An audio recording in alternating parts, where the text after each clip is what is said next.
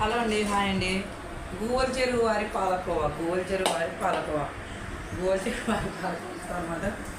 పొద్దున తోడేయలేదు, పాలు ఇరిగిపోయినాయి అనమాట. ఆ పాలతో పాలకోవా తయారు చేశాను.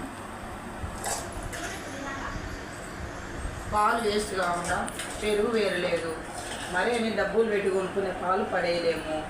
ఇలా ఏదో ఒకటి చేసుకొని కడుపులో వేసుకోవడం నాకు ఇష్టం అనమాట. ఆ డబ్బులు పెట్టిన 10 రూపాయలు కూడా పడేసే ఫీలింగ్స్ అయితే నాకు లేవు అనమాట. దాన్ని ఎలాగో వాడుకోవాలనేది. పాలకోవ చూడండి, 12 రూపాయల పాలు అన్నమాట. ఇవి 1/2 లీటర్ పాలు పడేలాక ఇలా పాలకోవ అయితే తయారు చేసినాను. మరిగించి లాస్ట్లో నీళ్ళన్నీ మెరిపోయినాక చక్కెర వేసేసినాను అనమాట. అంతే, పాలకోవ రెడీ.